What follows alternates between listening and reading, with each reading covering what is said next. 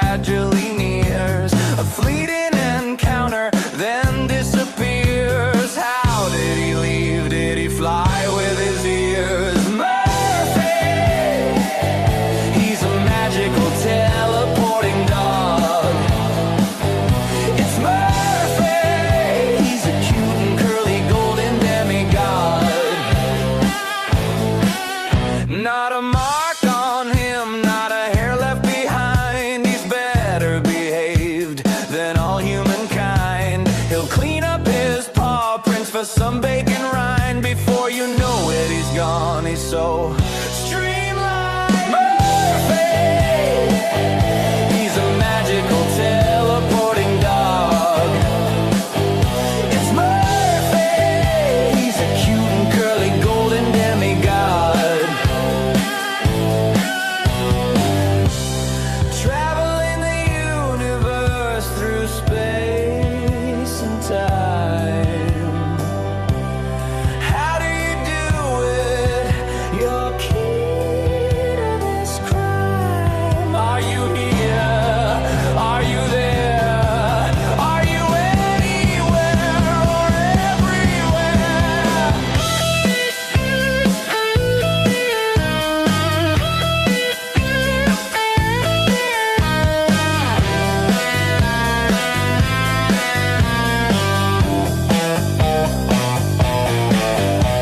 Murphy! He's a magical teleporting dog. It's Murphy! He's a cute and curly golden demigod.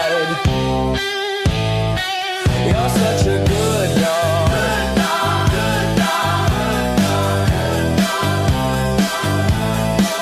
You're such a good dog.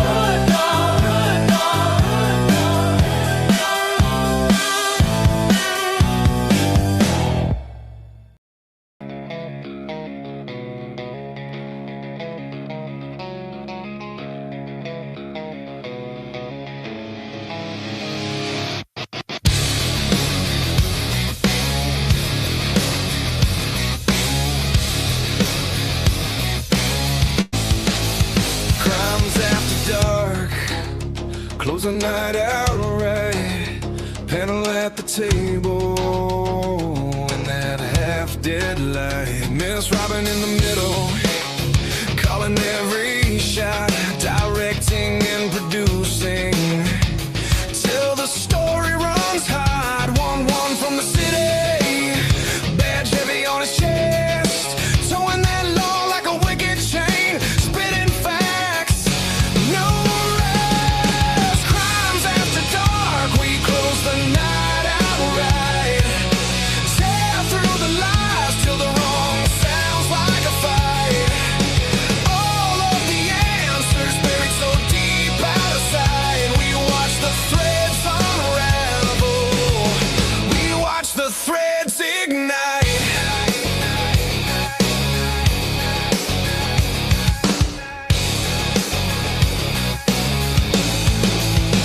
JJ in the corner, state of the deep in his head. Which lies to toss and which ones to keep instead? Dago from the cafe says forget about it, leans back, spins his thoughts like a blade cutting holes in the track. Lee at the front, head advocate, steady stare, every word like a warning, every silence a dare. All of them leaning in, clock crawling, eyes bright. Every secret feels louder than the buzzing of the night. Crimes after dark, we close the night outright, tear through the lies till the wrong sounds like a fight. All of the answers buried so deep out of sight. We watch the threads unravel, we watch the threads ignite.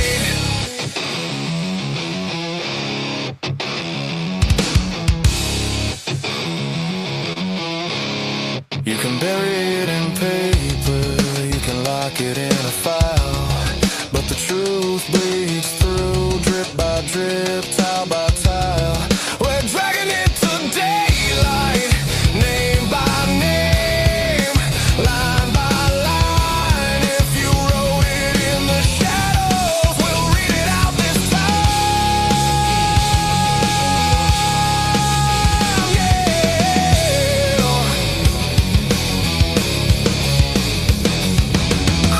crimes after dark, we close the night out right. Tear through the lies till the wrong sounds like a fight. All of the answers buried so deep out of sight. We watch the threads unravel. We watch the threads ignite.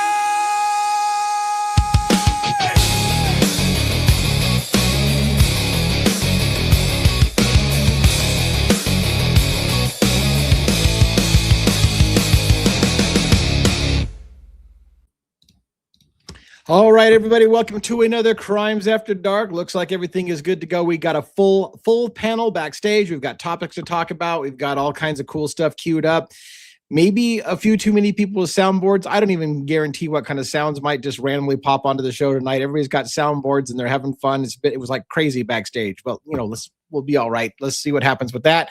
I binge watched last night The Handsome Devil, the Wade Wilson story on Paramount. It was about Wade Wilson and the murders of a couple of women and his devilishly good looks that made social media explode and everybody to have thoughts about him. And I kind of want to talk about that and the whole like charisma and pretty factor and how it weighs into social media and what cases get discussed tonight. I thought it would be an interesting topic for anyone on my panel who may have seen it. If you haven't seen it, it's no big deal. I'll give you my thoughts on it anyways. We also have some updates on Kentucky on our fight for public records request in Kentucky, the Letcher County situation, as well as things going on in Kentucky State Police, and give you a little education on how that process is working out for us and teach you how to do things the way we're learning how to do business as a YouTube channel and all those things. And then maybe a little bit Kopacka. Dug some more into some files last night and found some interesting digs into Kopacka. And then I have no idea what my panel is going to say. So let's bring them up on stage in the order that they are backstage, and we'll kick this sucker off. Robin's backstage first. Robin, how you doing tonight? I'm doing well, thank you. How are you doing today, sir? I have been mostly in bed all day today. I don't know what the deal is. I don't know if I have some kind of sickness that's clinging, but I have been hard to get my ass out of bed all day today. Well, I'm glad you're taking the time to rest and everything, but Yeah. well, we'll get you jazzed up, so And somebody on the chat said they were already falling asleep before we get started. Like that, how do you fall asleep during that music? Our heaviest rock songs playing, and they're like, "I'm falling asleep already." I'm like, "Wow, that is hard to do."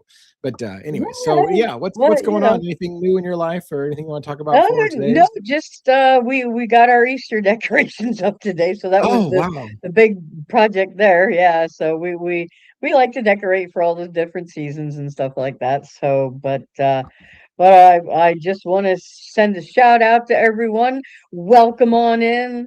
Make sure you hit that subscribe button, like the video, send it out far and wide for all three channels. That really helps us out. We appreciate it so much. So, hey, if you're relaxing, fine and dandy, put on your nice little snuggie and get your hot cocoa. And all make yourself comfy. That's all right. Settle in for great evening with Devil's Advocates. So right, it can't be that bad. I mean, yeah, I think it's gonna be good. Just real quick, I used to want to always decorate my house with the seasons as well. Although Easter was never a big one for me, but it was at least the like Thanksgiving, the Christmas, the Halloween. Yep.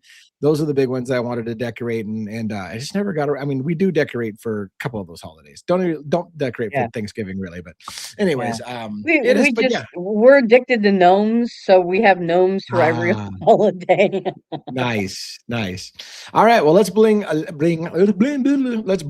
Logan up on stage. Logan, how are you doing tonight? Don't forget you're muted. Hello, I'm excellent. How are you? I'm excellent as well. Well, that's good. What's new in your life? Oh, just got off the Verdict Room, which was a good show. Was supposed to have Lana on tonight, but she got stuck over at her son's. Well, not stuck. It's her son, but she was at her son's soccer game, and so we'll try again next month. But we still had a good show. Chat was amazing. So fun stuff. I'm sure. Very, very cool.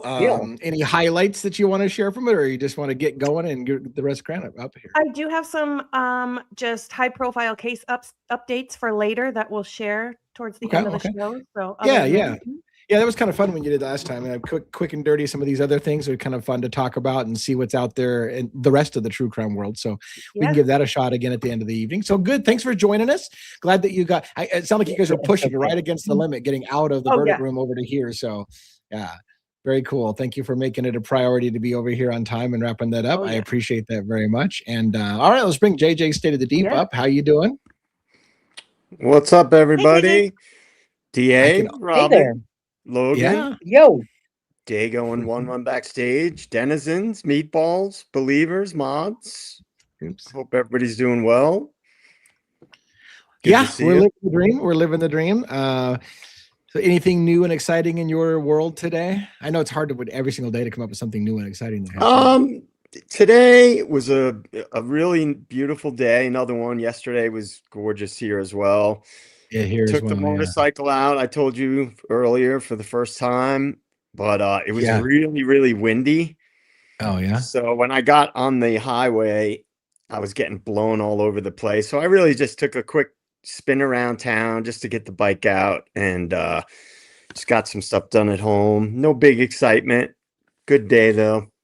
I always wanted to have a motorcycle, not because I thought I would look good on a motorcycle, because I liked the idea of going for rides. Like all these people talk about getting the bike out for the first ride for the season. I'm like, God dang it, that sounds fun. Although I'm not sure I would want to drive past a cow pasture on a bike. Like maybe through a field of flowers, that might be all right. But you smell everything, I think, when you're on a bike. So and if there's wildfires anywhere, choking you out. If there's fires in California, if there's fires in New Mexico or anywhere west of us, we get the smoke from it. So it kind of makes riding shitty because you're basically breathing in all the smoke, but it's great, man. I couldn't, where you live, dude. I mean, I know there's so beautiful rides. I'm thinking, I mean, you could take the drone, you could go to like remote areas and do some drone stuff. I'm telling you, man, it's one of the best hobbies I've ever had, man. I'm so thankful that I got into motorcycling. Very, very cool. Well, I'm envious of you on that, and it's good to have you on the show and getting ready to get this thing kicked off. Dago, you're up. How are you doing today? I'm doing good. How are you? Good to see you. Good to see you. You were on the verdict room as well, running the show over there, and you got yourself over here just in time. So thank you as well. Of course. Absolutely. Good. No worries. Good to see any highlights you want to share or anything you want to talk about your day today or? Nothing too super exciting. I did a show earlier today. Just standard talk. We talked about different things there, and then we did the verdict room and talked there too, because like Logan explained, it was a little different. And now I'm here. So hey, well, we are here. Well, hopefully this is not a major obligation. Like I don't want you to feel like this is an obligation to come to the show. So hopefully we'll all just enjoy. I come here because I enjoy coming here. So that's beautiful. Beautiful. All right. Well, let's get 1-1, our King of the Clip vampire, on stage, do a monologue for us and kick this sucker off. Howdy. He's playing with the soundboard, I think. I can't hear. We can't hear anything. He's doing the Jedi mind trick. Yeah, this is the most awkward monologue. I'm not getting the telepathic monologue if you're doing a telepathic monologue. Hi everyone. I'm here for you. What's going on? Hello. Hello. Good Saturday. It is Saturday. Sorry, I was in a little mesmerized. Yeah, I can see that. Yeah, you were like frozen shock phase or something there. Yes. Fifth dimension. Yeah. What's up in your world today?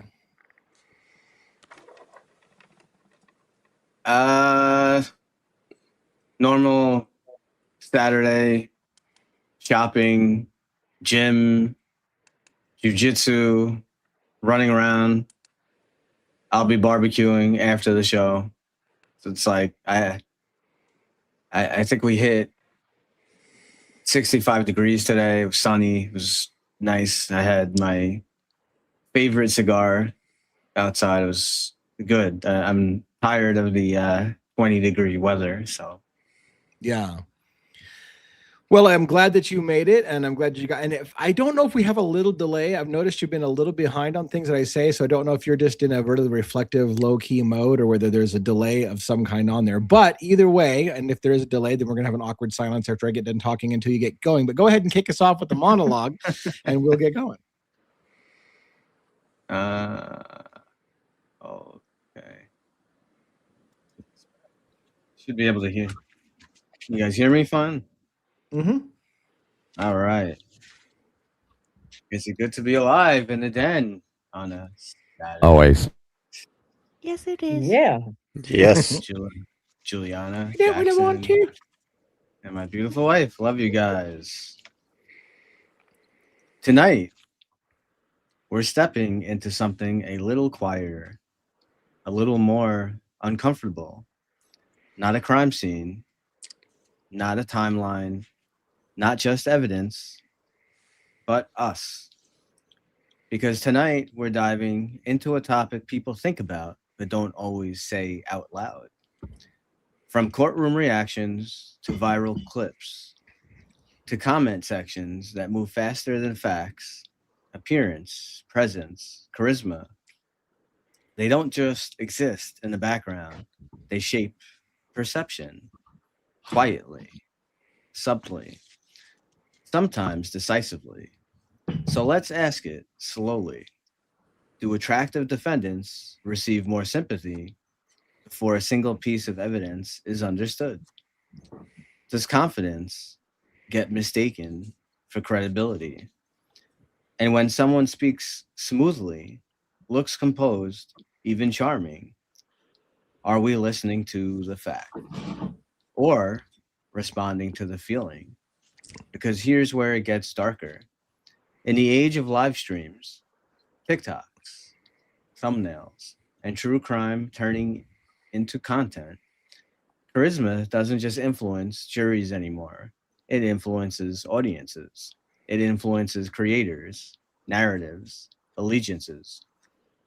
And whether we want to admit it or not, it can influence us. Tonight, we're taking a round table approach, not to attack, not to accuse, but to examine. We'll also touch on Kentucky legal issues surrounding public records and what happens when transparency itself becomes a fight. And then there's the phenomenon, the handsome devil, Wade Wilson, a name that doesn't always arrive with context first, but with image, attention, fascination. So we ask, when does interest become attraction? When does attention become bias? When does storytelling drift from truth? And the question at the center of it all, are we all more influenced than we think? Bring your thoughts, bring your hot takes, bring your questions. This isn't just a discussion, it's a mirror. This is Devil's Advocates. And with that, live from New York, it's Saturday night. All right. Well, thank you for that intro. And I always love it when you get yourself all of the key points in the heartbeat of the intro. So that's very, very cool.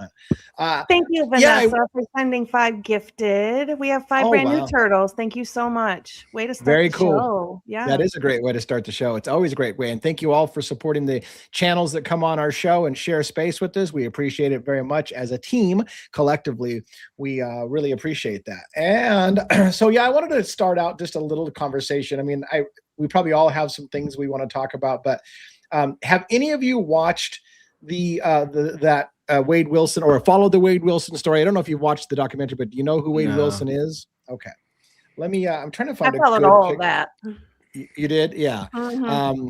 I'll show on screen real quick just some pictures, because I think a lot of people identify and know who he is once you see a picture of him, because he's very visually, whatever you want to say. I don't want to say stunning, but he's a face that captures a lot of things. Like let's go open a image in a new tab. Let's do this, right? So this guy, this guy, he's pretty boy in a way, despite all the tattoos. I mean, without his tattoos, he was still pretty attractive. But I mean, he seemed to like got more attractive. It seemed like for some people because of the bad boy attitude and all the tattoos. But this guy, pretty evil dude, just randomly went on a murder spree and killed a couple of women, punched his girlfriend in the face, and then ended up getting turned in by his dad of all people. And the reason that I wanted to bring it up, and again, if you guys know anything about the story, was just the obsessive amount of women that was putting money on his commissary. He got up to like $90,000 in his commissary in no time. Every women all over the country, all over the world, actually, were calling and I wanted to be his wife, wanted to marry him, wanted to come for conjugal visits. You know, they recorded a lot of the stuff, played it on air for people to listen to. People talk about how they're going to bang the hell out of him as soon as he got out of jail. All of them seemingly clueless that he actually did commit the murders and was never going anywhere. But it led me to the thing. They had a jumpsuit Pablo on there, you know, he was a major part of the documentary that I was watching. They kind of covered the YouTube phenomena, and it made me feel a little certain way to talk as a panel about their perceiving about how even when the guy was found guilty, people were still obsessed with him and couldn't accept it. And YouTubers were done. Yeah, he's not guilty. He's still innocent. I will never believe it. And I'm thinking to myself, do people think that we're the same way with Brian Koberger?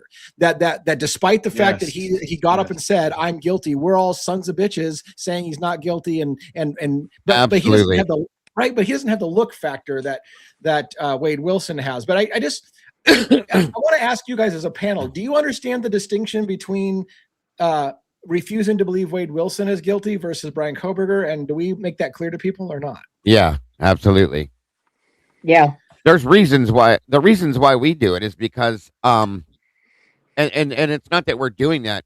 We haven't seen any truth as to the point to or anything that points to Brian Koberger being guilty of this. There's the problem.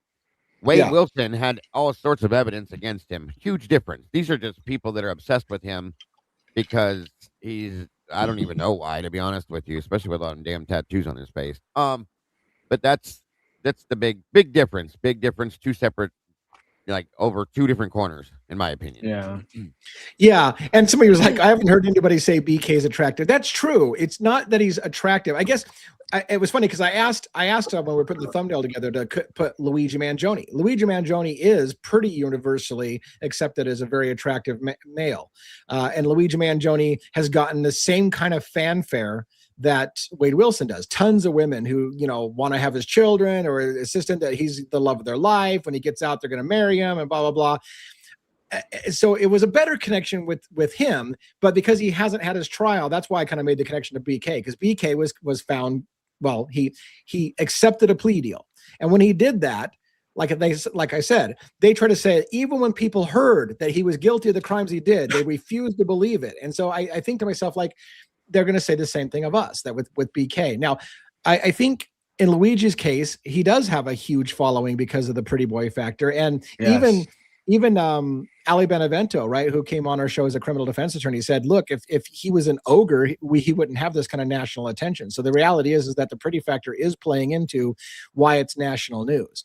But I just thought we were going to talk about that whole thing about what cases rise to newsworthy, and is it more about charisma, some kind of like, look, even in the BK case, it wasn't so much about BK. Maybe it was about the pretty college students, right? They put all those pictures of the pretty girls and all over the place all the time, and all these bikini shots of them, whatever. Like the pretty factor played in a different way. That was the victims there that got the pretty factor, but it's the pretty factor and the charisma factor that makes cases big. Would you have a disagreement with that? Or? Well, I was going to say there is a theory. It sort of ties in with this. It's like an evolutionary psychology theory that psychopaths in evolution served the purpose in society because they needed people that could kill, right? For tribal society and warring societies, they needed to have people that would be able to kill for survival. And a lot of theorists say that, or I've heard it numerous times, that there's in our DNA, we have this evolutionary mechanism that some people are drawn to those types of people because, obviously there's a danger factor, but also I'm not saying that they consciously think this, but that it's part of our evolutionary DNA that the psychopaths played a role. That's why they exist in society, because they actually had a functional role throughout evolution. Now, in modern society, obviously, those traits are not really as useful and practical, but yet those people exist, and that's one theory about why some people might be attracted to killers, which we know there's a long history of people being attracted to these serial killers, of especially high profile cases. Oh my God, yeah. Richard Ramirez, women thought he was like God's gift to women. Ted Bundy, of course. Even people, I remember even reading articles, which blew my mind, about Jeffrey Dahmer, and he was one of the goofiest looking people I ever seen in my life. But they're talking about how attractive he was. I think it's the mysteriousness behind what they are that attracts people to. I mean, even Brian Koberger's not a bad looking dude in my opinion, by any means. I mean, he's just got a big nose. That's really it to look at him from a man's point of view. But I think it's the mysteriousness and the wild part of what they did that attracts a lot of people to it. Believe it or not, that's my opinion. So, and I also think that it's to do with their confidence factor. I mean, the way that Luigi and this Wade present themselves is very confident. I mean, Luigi, he plays to the camera all the time whenever he's in court posing. So he just exudes that kind of charisma. Now, I really haven't seen much about Wade Wilson, so I really don't. He does the same thing, Robin. Yeah, he's all about. He knows who he is. But think about that. That's a good point, Robin. Because how many people have you heard say, "Oh my God, Tyler Robinson is so sexy"? Yeah, no. Tyler Robinson doesn't project himself in a very confident light, in my opinion. So therefore, in turn, there you go.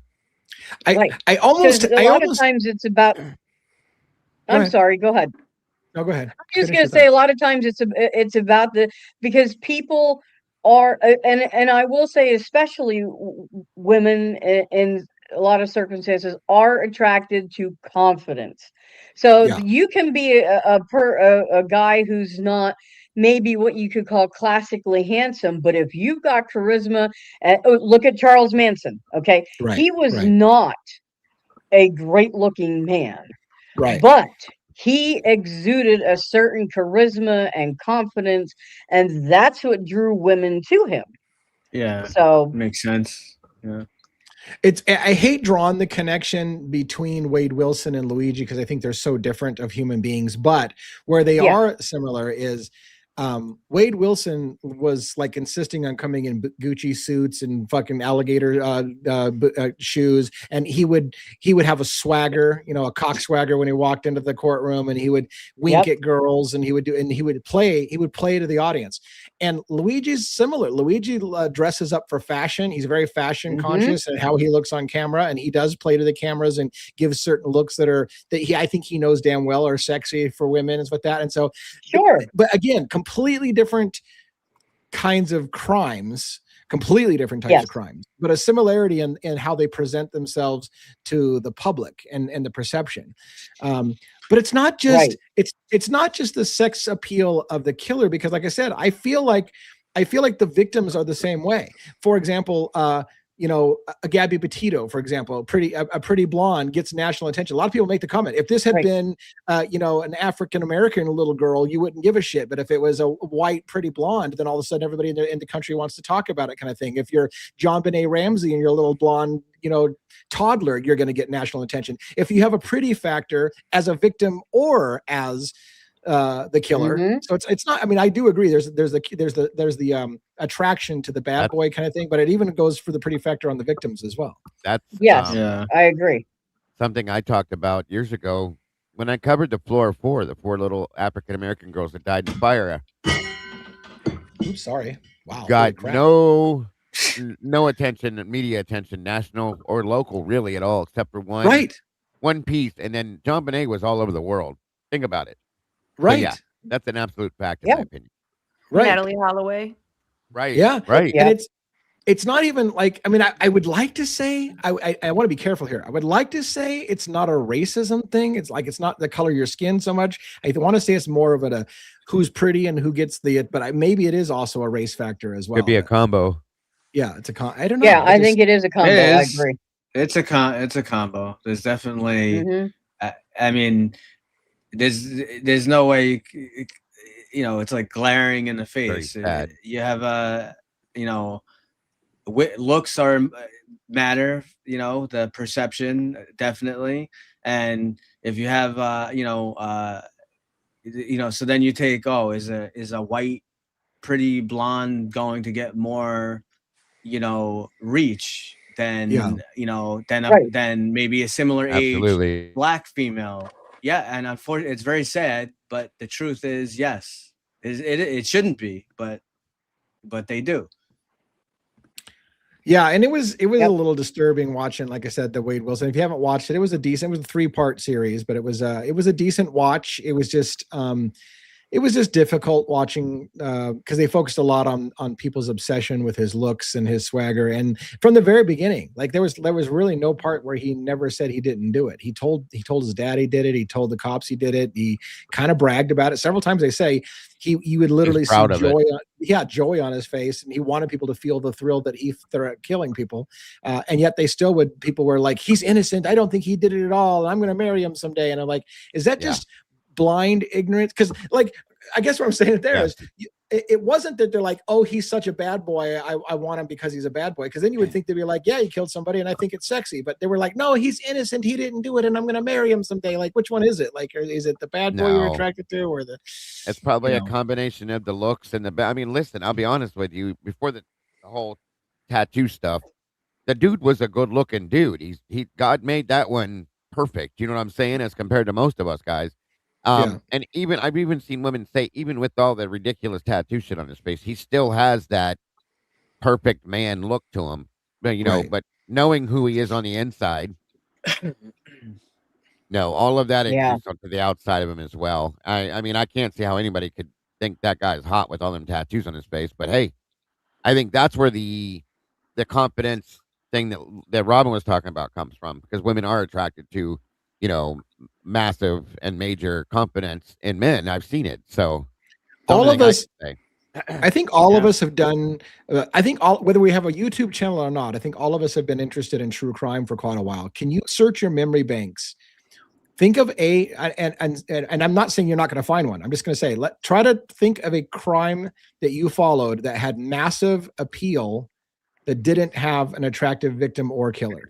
What comes to your mind as a case that oh yeah, I followed this case and neither the victim or the killer was attractive? Well, the Murdoch case doesn't really have what's so attractive. I mean, that's true. Right. I mean, I know their notoriety and their power is there, but there's not really an attractive. John Wayne Gacy. That was John Wayne Gacy, right? He's not. That was high profile, and that wasn't framed in the same way. Rex Sherman. Now, yes. Now, but with those, like John Wayne Gacy, right? He was killing children. Children get a massive appeal when you bring children into it. Now, granted, they kept saying children, but really it was a lot of teenagers, I think. Yeah. But they focused on the word children, which got a lot of attention. Rex Sherman. Yeah, that's a good point too. Rex Sherman himself, not an attractive guy. His victims, some of them were. Eileen Wuornos. Eileen Wuornos. I covered Wuornos. Her. Not attractive. She's not attractive, and right. I hate saying that, but she was not attractive at all. Right, and that was a high profile case. Right. So so there are cases that reach.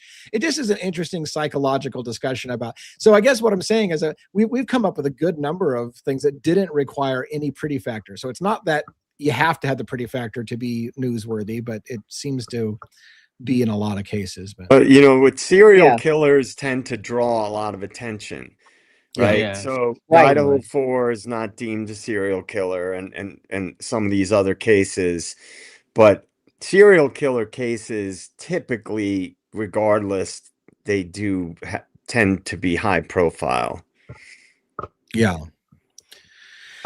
Well, anyway, so that was just one of the things I wanted to discuss.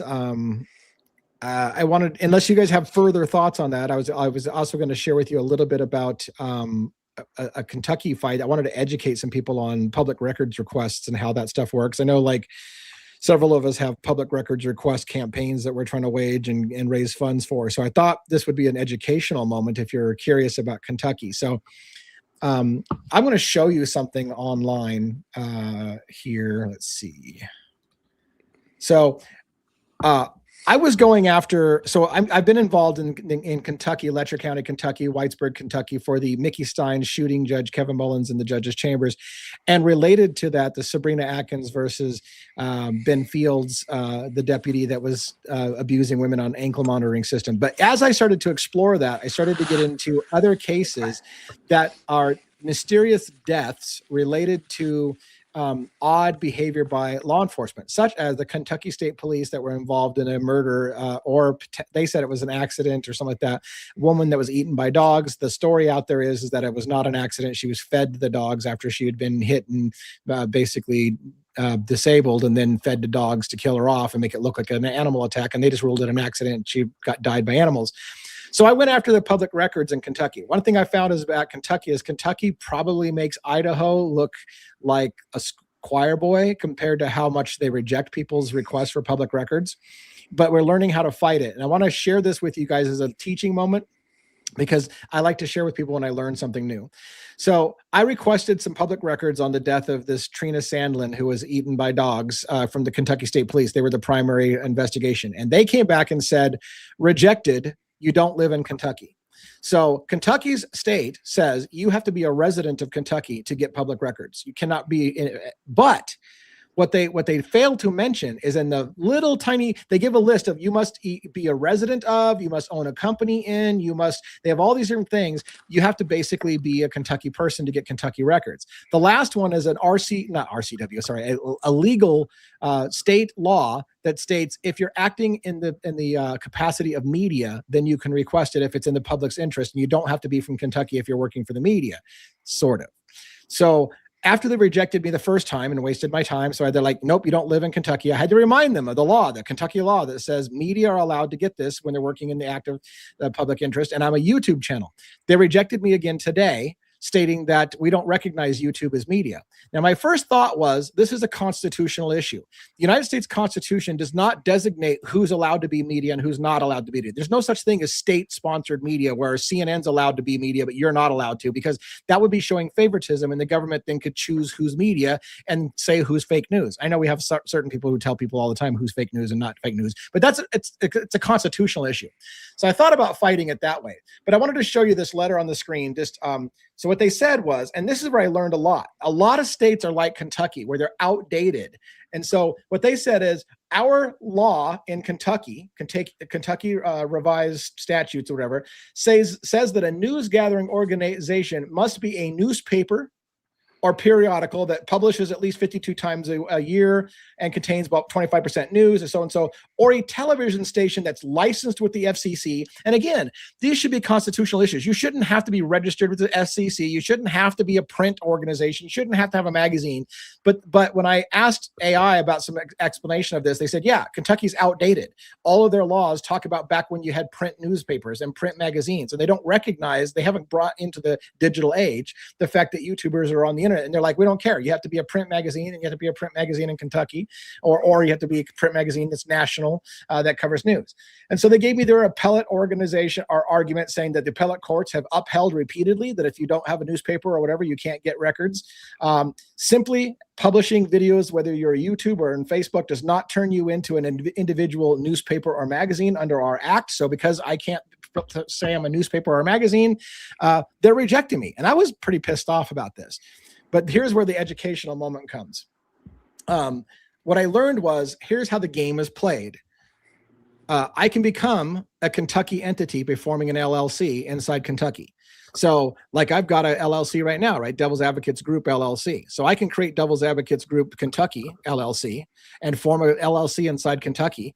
And then I am a Kentucky entity and I can request public records all day long. And in fact, I've been told that's what journalists do. That's what newspapers do. That's what all these places do. They just form a company inside the state and say, well, I am a resident of the state. Here's my company. That's, and you pay your fee. So that's how the game's played, people. So we are in the process of becoming a company inside Kentucky so that we can get public records to play the game. But I thought it was a cool educational moment because, again, really, honestly, I feel like there's a constitutional issue. They shouldn't be able to tell you who's media and who's not media. And they certainly shouldn't be playing by archaic standards of if you don't print your newspaper, then you're not real news.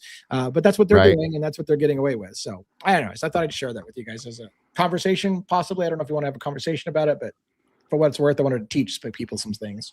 It's interesting for sure. Something interesting to know for future reference too. So how hard is it to become the LLC? Do you just fill out paperwork, put an address down and move forward, or what? Yeah, I can apparently I can be an LLC in Kentucky in about 24 hours. So I go online. I pay I think I pay $40 to become an LLC in the country. Now here's the kicker. You have to have an address for your company inside. But there's ways to obtain that legally and ethically as well. So that's an extra cost. But the LLC forming is actually it happens within 24 hours. It'll be approved as a company inside Kentucky within 24 hours. So that's good. Very cool. There you go, folks. Yeah. So that's how you play the game, I guess. But yeah, and it's in this day and age, I would argue that a very large percentage of people nowadays get their information from online sources that are not, this is where the news comes from. Yeah, regulated by the FCC. It's just, they don't want to acknowledge that because obviously they would have to provide a lot more information to the public, which they clearly are not interested in doing. We were talking too, Robin and I were talking about this, and I don't expect the panelists to weigh in too much, and I don't want to shame anybody. That's not the intention of this. But one of the things Robin and I were saying is it kind of sucks in a way that we've been going after all these public records, for example, in Idaho. And I know Lana's going after the public records in Idaho. And I know Pov's going after the records in Idaho. And I know, Phoenix is going after the public records.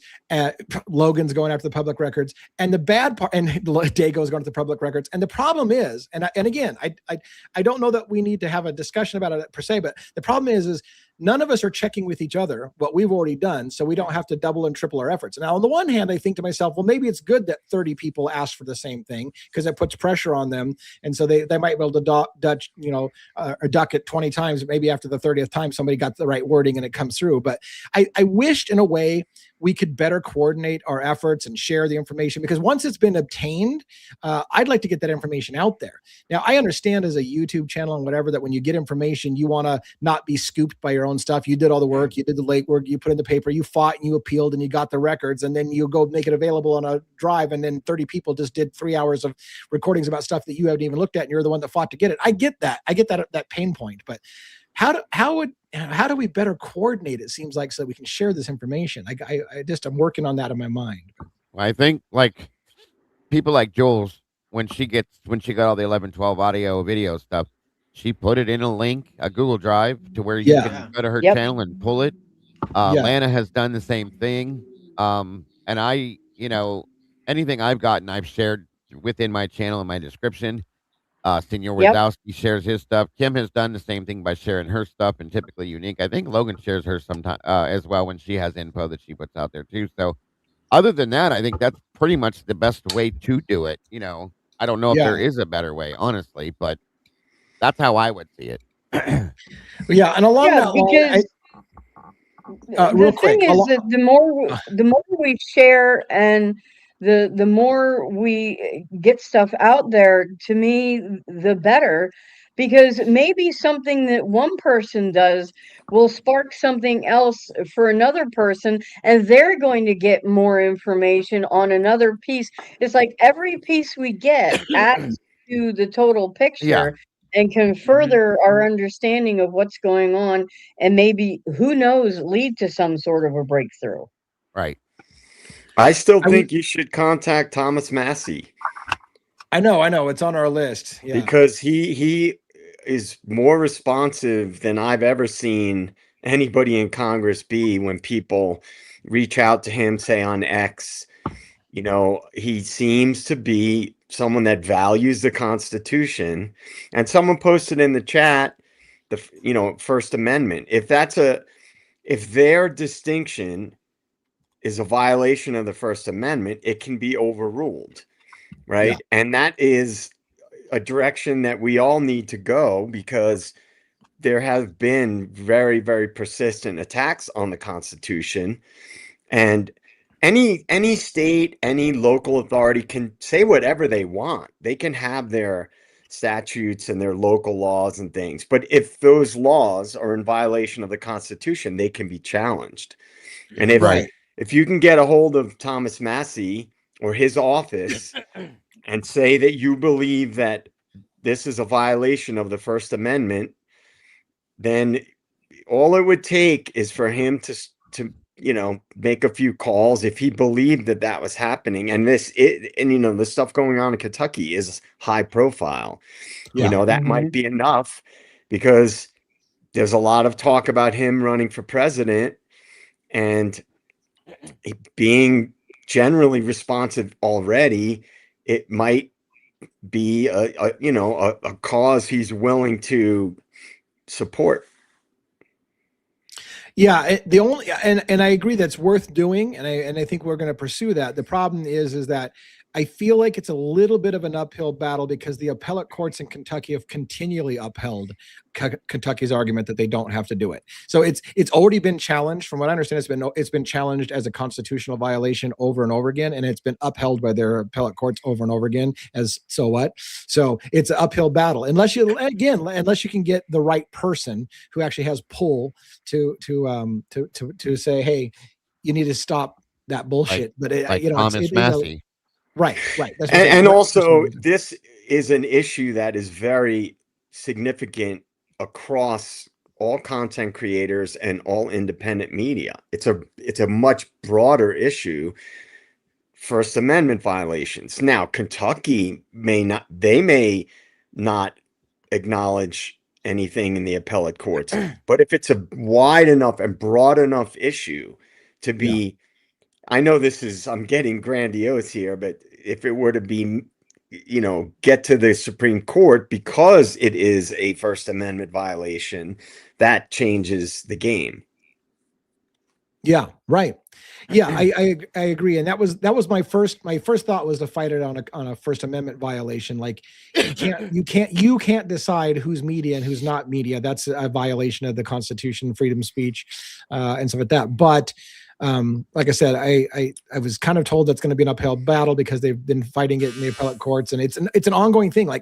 And Kentucky's not the only state. Like there's multiple states that have this same kind of thing where they haven't modernized. They're not recognizing YouTube as media. They're not recognizing Facebook as media, and because they've got old, antiquated laws. And again, that's one of the problems. I mean, in America, for those who don't understand American law, we're in this weird thing where the states a lot of times act independently of the federal government. So it requires something big for the federal government to step in and tell all the states what they have to do. Most of the time our government is set up where the states are allowed independently to decide what are the rules in my state. Yeah. And states tend to not like the federal government to come in and tell them what they need to do in their state. Right. So look what they have done with marijuana. I mean, New York, it's legal. It's still not legal under the federal government. Right. Sausage Biscuit says that they will help us. They're a Kentucky resident. So, yes. So let's talk about that. Let's talk about that for a moment.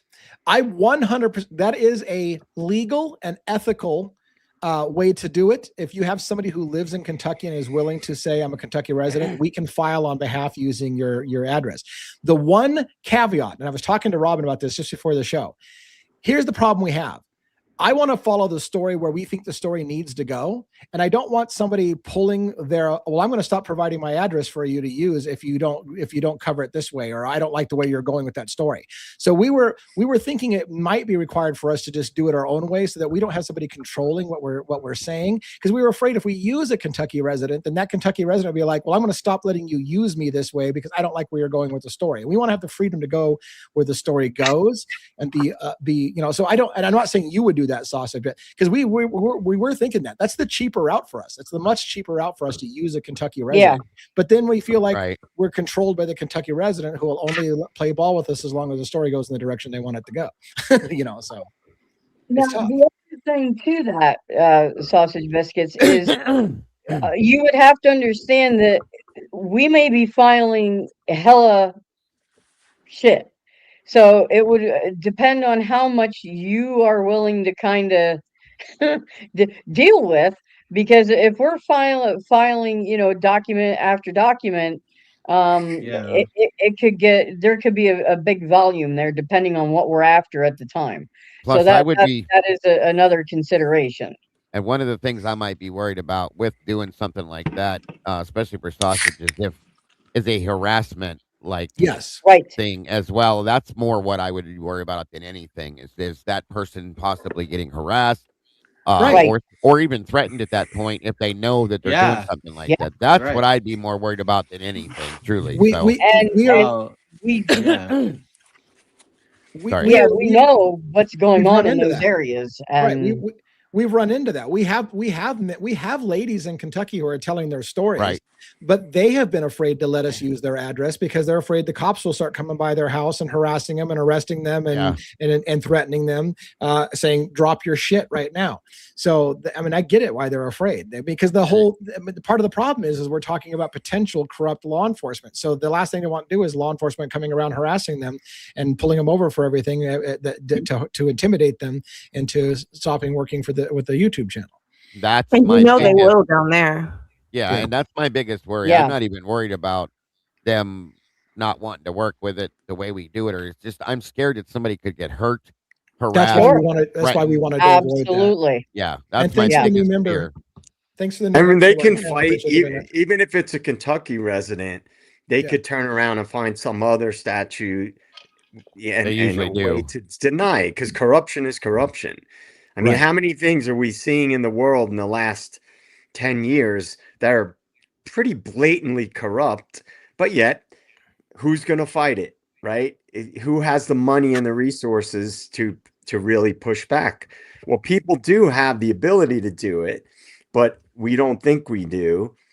And society tends to, follow the path of least resistance. And so they put up walls, and it's an effective way to hide corruption. Yes. Through bureaucracy. Yeah. Yeah.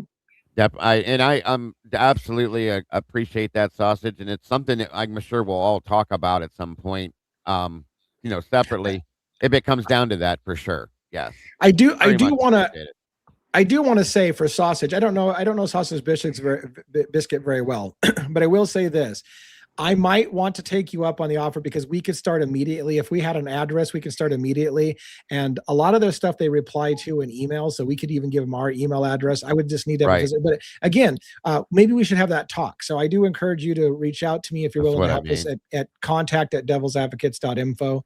And if you're willing to help us with that, send me an email and we'll talk it over and make sure you're aware of what risks it means to you and what it means to us, and maybe we'll continue to pursue forming an LLC and getting a business there because it can be done quickly. But it's nice to have options. I love options, so give me an option. I would love that. I appreciate it very much. Right. Did you have anything else with that, Lee? Because there was a piece of info I learned today that I thought was quite interesting. Yeah, go ahead. I kind of wanted to discuss tonight. Logan brought it up in the verdict room thing earlier when we were talking, and I don't know why I never heard this before. But it she blew me away with this. So I'm sure you guys know who Miss Potts is. You've seen her in my channel. She has her own channel. She does a lot of stuff. She's amazing. So Miss Potts has been trying to file to get federal federal documents, this and that and all that from the beginning. When it all started being able for us to do that kind of stuff, okay? And we make jokes about it, like her love letters from the FBI. She's tried multiple times. Well, and if you don't mind, Logan, I'm going to turn over to you so that way I don't mess up the wording on it. But what exactly, when she sent the most recent stuff out, trying to get stuff, what exactly was her response to that again, Logan? And listen to this, you guys. This blew me away. So it was actually somewhere around maybe 2-3 months ago. Miss Potts FOIA'd information. She was just asking kind of general stuff about Brian Koberger. And the response that she got from the FBI was that they cannot give her information on anybody that's involved with WITSEC, NatSec, confidential informant, or anything along those lines. And she was like, what do you mean? I was just asking for information on Brian Koberger. So what are you talking about? Why it's funny. It's funny you mentioned that. Maybe Dago, you forgot, but I got the same letter, and I talked about it on our show. That's what they said. WITSEC on my. I got the same letter from the FBI. Did you?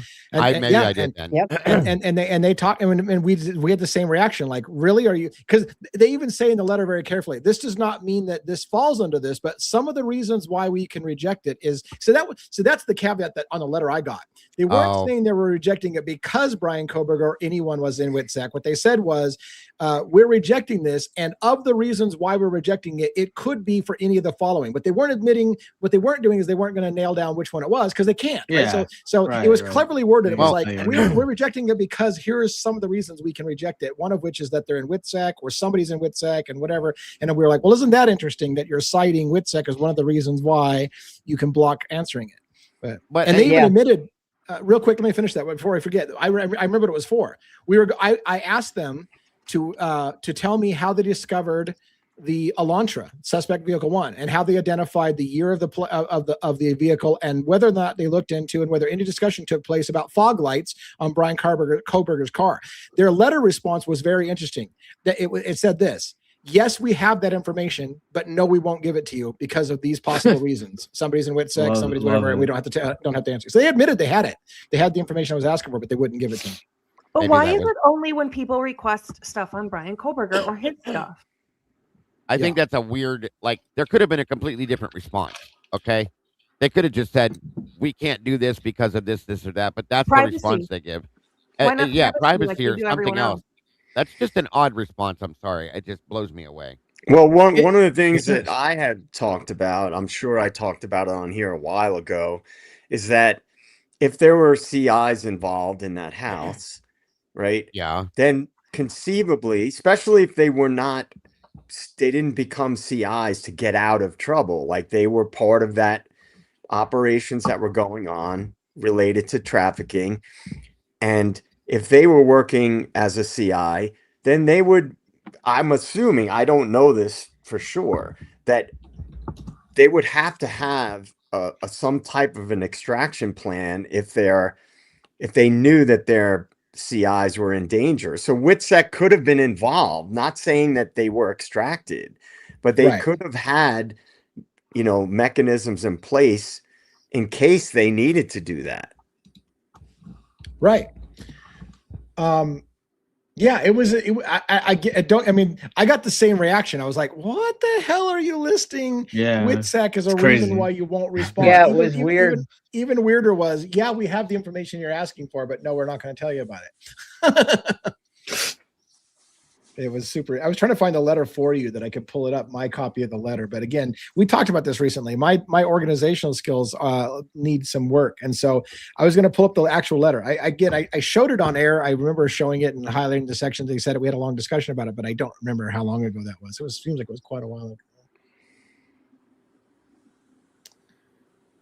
But yeah, super interesting. And if it was a WITSEC thing, it leads to the question. And again, it doesn't have to be Koberger, right? So let me, because like that's what Logan was asking. Well, why is it when it's relation to Koberger? Well, because in my logic, remember we talked about whether an officer said, I don't know if you know this, but one of the victims is a CI. Right. Okay. Right. So if there was a confidential informant in the house, and I think, by the way, it wasn't just WITSEC. Confidential informant was one of the reasons why they cannot answer you.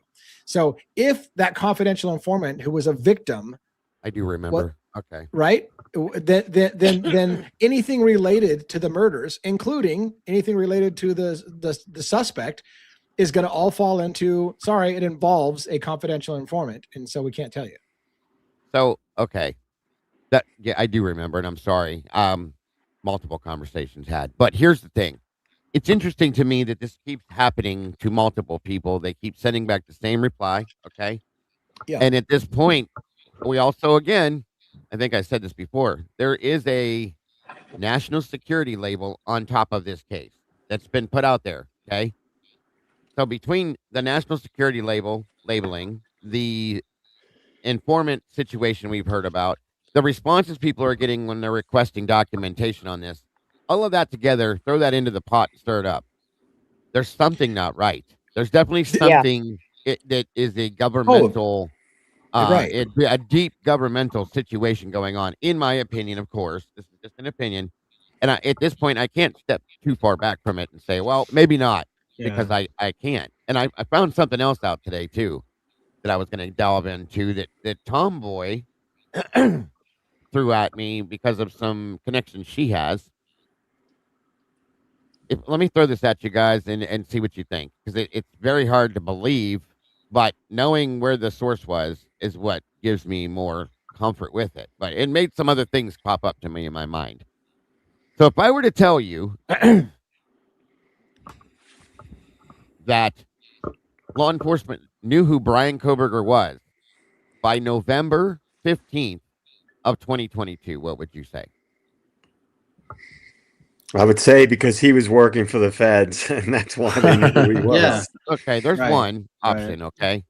But, and then Twiz came right behind her and posted in a chat earlier, too, and said, well, what if they knew who Brian was before the murders even happened? Yeah. Right. Which is in an interesting situation. And I don't have trouble believing that they knew who Brian was by November 15th. It's really not that hard to believe, knowing what we know. I mean, granted, it's a reach, but like I said earlier, we have to step outside the box because we've been stuck in this box too long, and there's too much that we can't reach now. So the point is November 15th of 22 is 2 days after the murder. It took them 9 fucking days to process the crime scene alone. There's no way that they could have found out who this kid was by doing it the right way, which means there was something else going on beforehand, in my opinion, already. And we know that there was a task force there investigating different things. We know that his teacher from Pennsylvania referred him to WSU. We know that Brian did interviews with Pullman and or WSU police. All of those things in a bowl of wax became very interesting to me recently, as I'll say. I had the same conclusion a long time ago, which is that the FBI got onto Koberger illegally and then told, and this was almost stated in word for word, I don't have the document in front of me, told Moscow Police Department, go do some real police work. This is the name you need to figure out. Go figure out how to make the connection. They knew who the guy was, but they couldn't reveal how they knew who the guy was because they violated a constitutional right. That's what I believe. They violated his constitutional rights. They got the information. They were convinced they had the right guy, but they said, you need to go do real police work now. Here's the guy. Now go make the case. And so the problem with that, of course, is that's not how it's legally done, which is the reason why the FBI wanted no part of actually prosecuting it, because they would have to admit they did something illegal to get the guy's name in the first place. So that's the catch-22 I think they got themselves in. They got his name illegally, and they didn't want to have to admit how they got it. But here's a question that I have for everybody. What are the chances that there were CIs in the house? Oh, and also everything about the way they got to the main suspect and the person that they ultimately arrested is also super shady. So the way that I look at it is again, what we always say, there's too many things that don't add up. So yes, you could say the framed angle, of course, but also with the consideration of the multi-agency task force, with the consideration that by what most of us believe, there was at least one CI working in that house. we all, I think, here believe that they shifted the timeline, right? Because there's no doubt. Yeah, definitely. if they had to, if Koberger was already working in some way, shape, or form, whether it was through WSU funding or whatever, on a federally funded program that had to do with this kind of stuff, then shit goes sideways, right? And there's a lot of blowback and collateral damage. They have to shift the timeline for multiple reasons we've all talked about. There was law enforcement there at certain times, and so on. They needed to bring somebody in. It's just my theory, to work as an operative, and okay, we're going to introduce this guy to the public. So here he is. Oh, and let's pull him over twice, and he doesn't get a ticket, but it shows the white Elantra to the public. Oh, here's this weird guy, awkward guy, and oh, look at the white Elantra. They pull him over twice. He doesn't get a ticket either time. In my opinion, they had to cover their tracks because shit went sideways and they didn't want that part to get out to the public. So that is my part of the basis of why I believe he was working with somehow. I'm not saying he was a federal agent, but he could have been working as part of some of the funding and operations that were going on in that area. He could have been brought there for that very reason.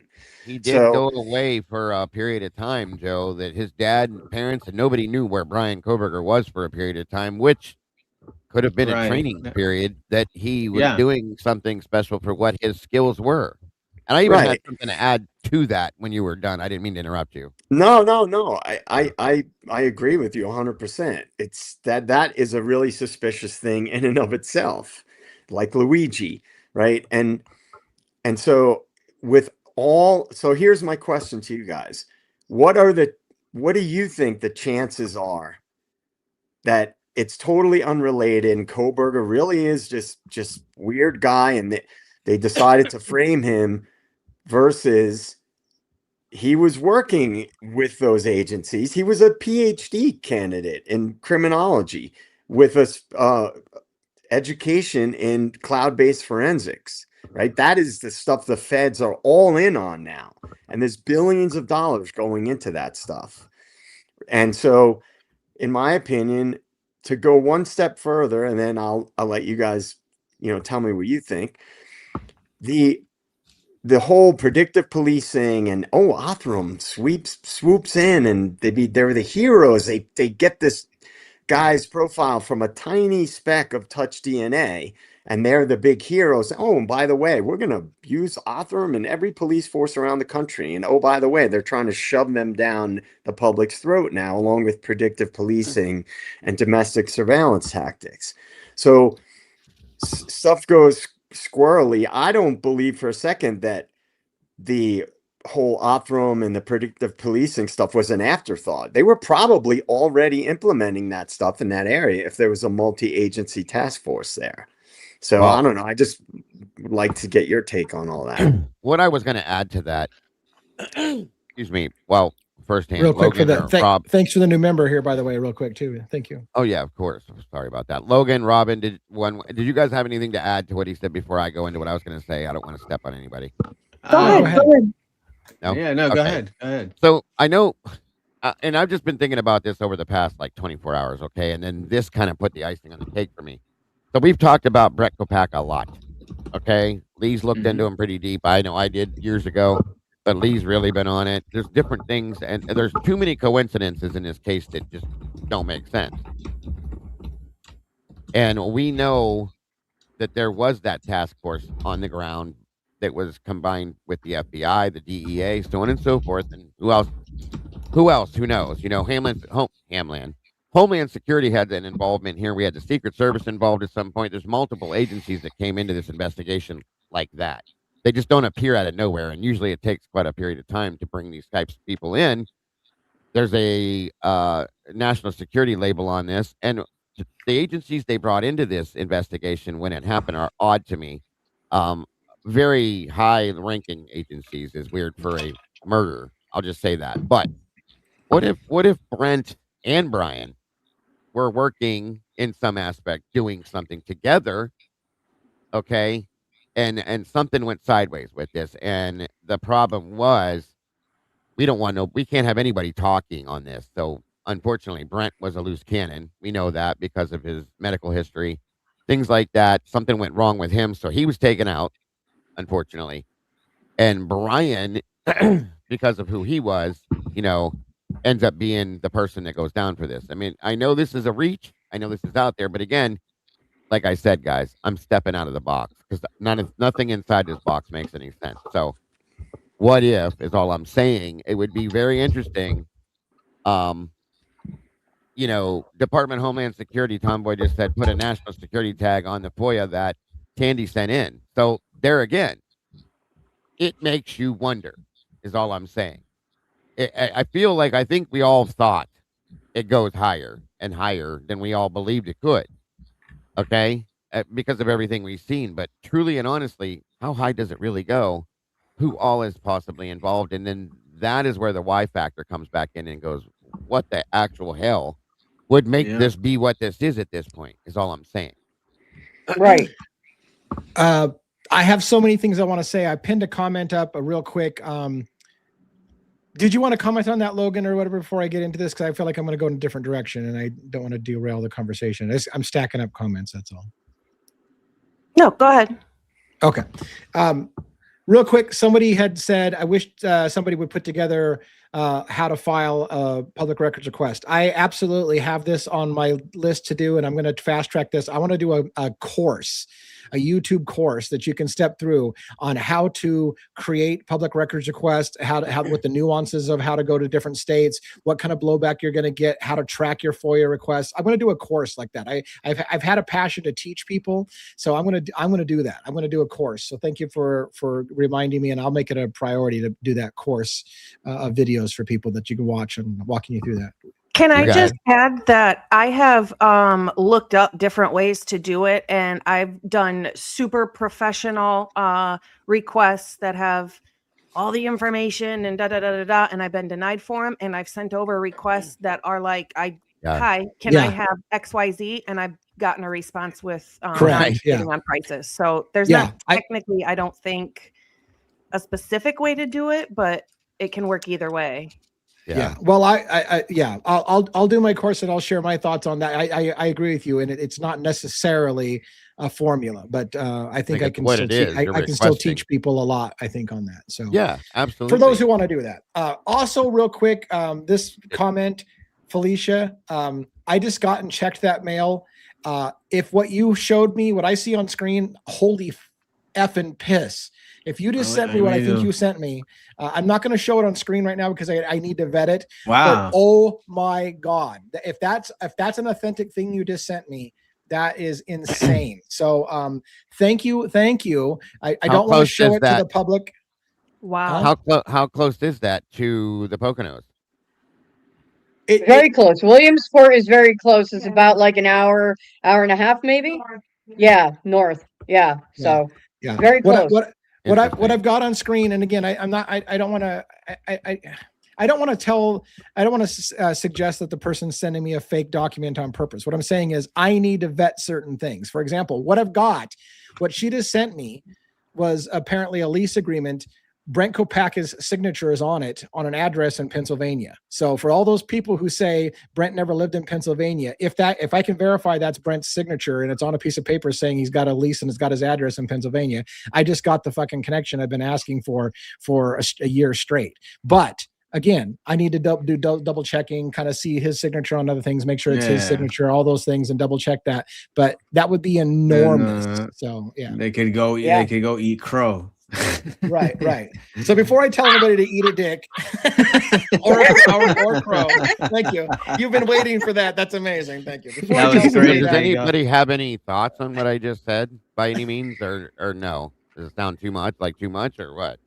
Well, I've been saying all along, I agree with you. I've said it goes up the ladder for a very long time. I've been saying that there's too many things. And I think most of us Ego, have yeah. agreed on this. Too many things that are suspicious that have Fed fingerprints on them. What I was mean, and I agree with you, but like as far as maybe Brian and Brent being brought in together and corralled into doing something together as some kind of a special op or something, I don't know. And that's what I was asking. Like, any thoughts on that, or does that sound too much to you guys?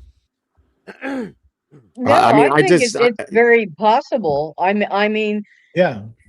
look, I mean, you would have two guys who would have different angles to or different roles within an operation like that.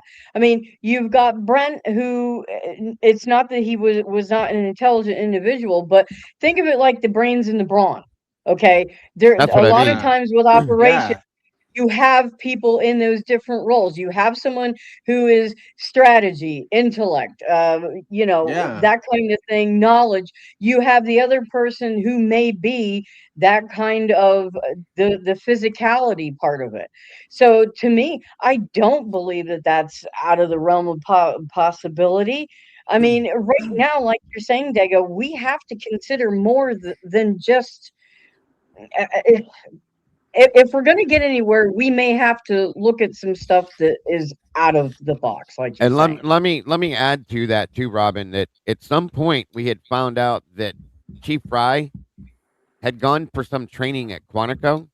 And then I came to Right? find out not too long ago that Anthony Dollinger, who is now chief, Yes. graduated from an FBI training program after the fact. What is going on, guys, with all this Yeah. FBI shit?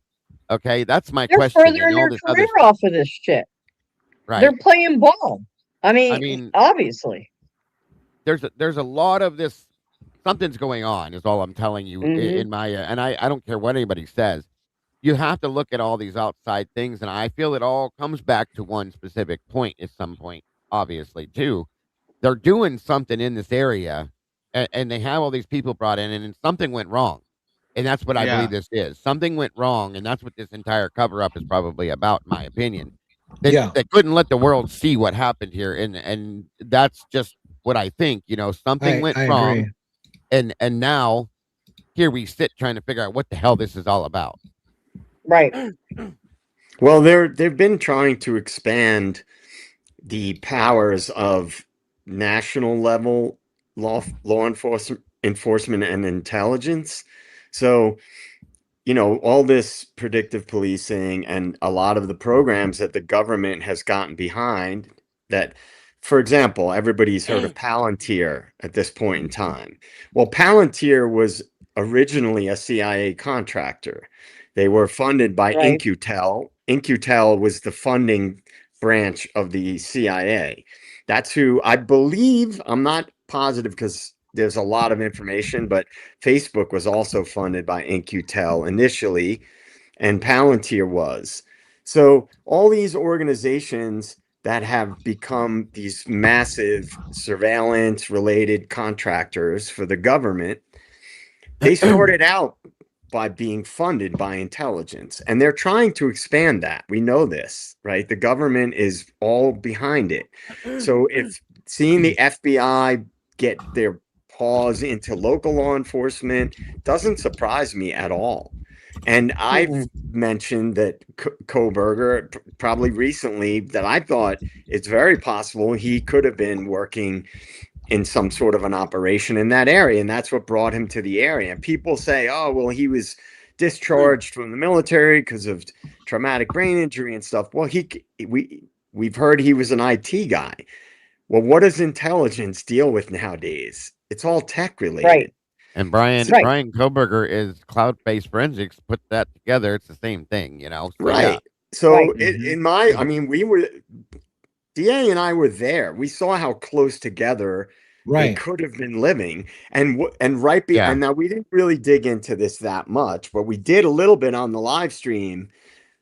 SEL is a technology company's right behind where they lived. Yeah. And look how That's close pretty they're big. living, Joe. Look how close they're living, Joe. Yeah. Could it, and knowing where Brent was staying in that apartment there, could they have been put there on purpose? So close? Right. Sure. Brent had a Yeah. different address too. Like, here, you need to be here, And then throw in, I'm sorry, I don't mean to jump on anything, but if I don't say this, I'll forget it. Throw in the witness account of Brian sitting on the stairs of his apartment complex, kind of having words with somebody at some point. Right. Biker guy, tattoo guy, whatever the hell it is. I don't know who it was. Yeah. And the way that conversation's going, Brian didn't know that many people, so it makes you wonder. You know what I mean? Just saying. Yeah. Right. And Sorry. let's also not forget that WSU is involved in a lot of government research projects. So therefore, that's also something that would be right up Brian's alley. Oh yeah, absolutely. So I mean, even if he wasn't quote unquote fed or whatever, he could still be fed adjacent or like you're saying, a private contractor or something. Yeah.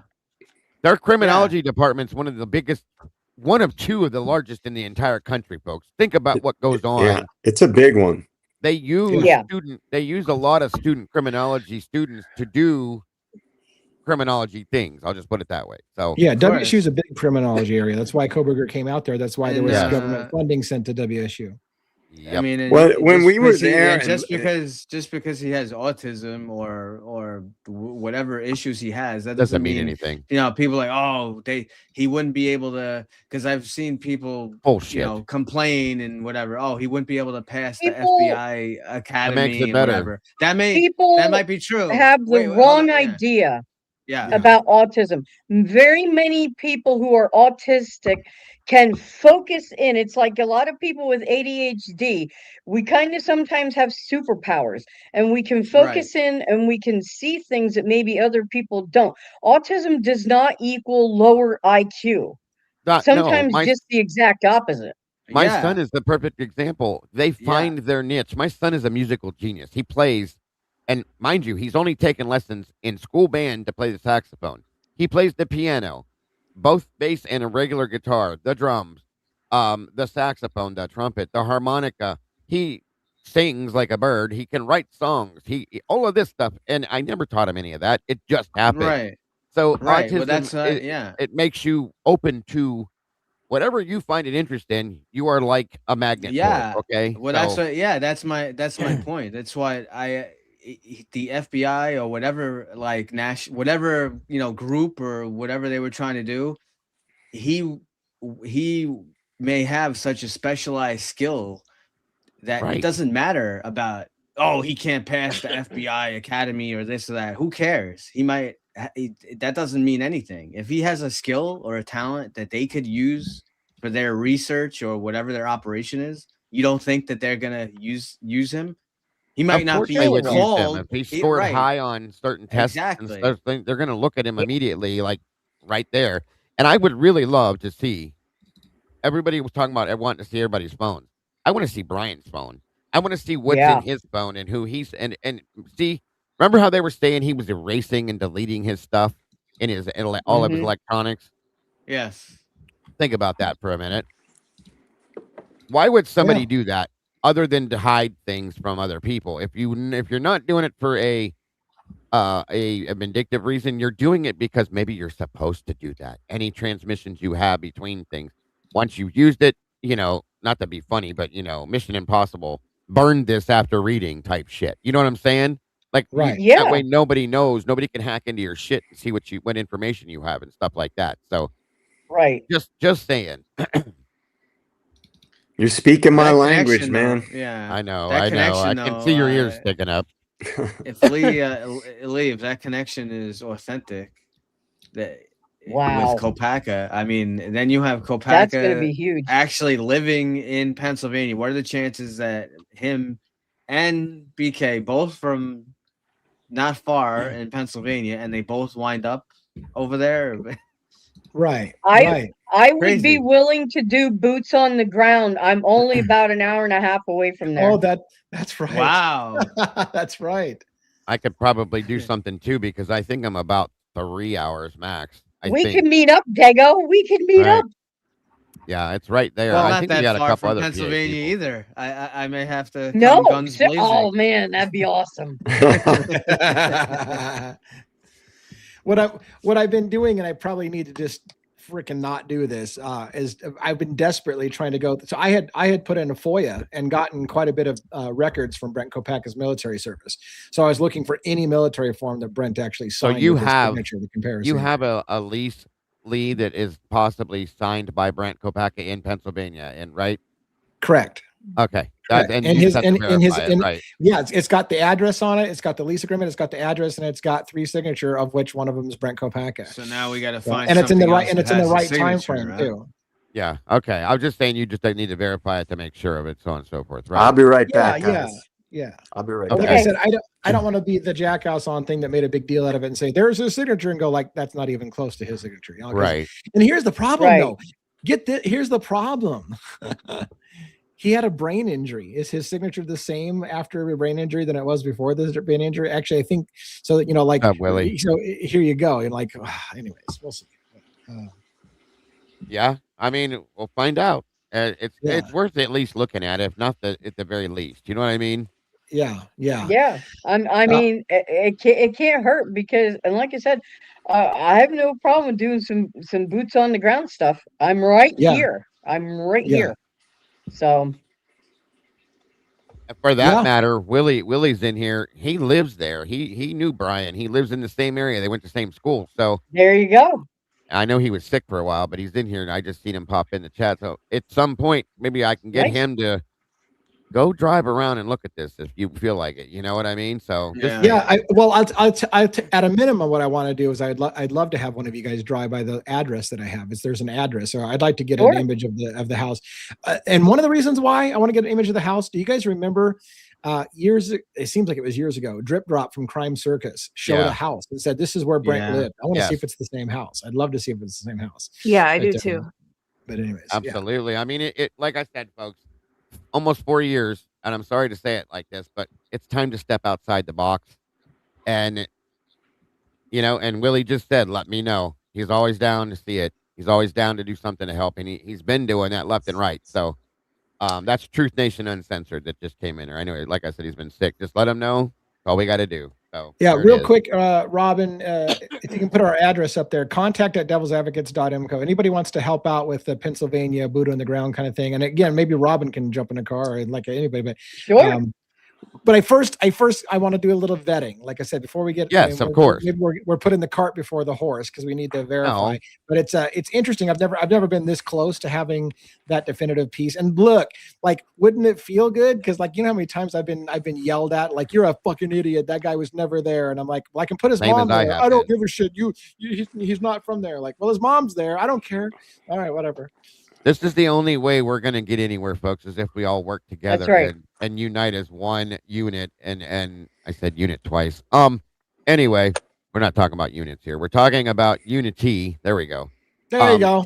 To work together as a whole, folks. There's no way that it's going to get any further or go anywhere if we don't, So that's all I'm saying. Right. And I appreciate everyone, anyone, and all of you that are willing to put forward to want to help in this. As long as you're not putting yourself in danger, of course, that's never okay. But I think we all appreciate that we can work together in multiple communities and make something possibly happen finally at some point with this. So you guys are talking about units. How about you put up a few polls tonight?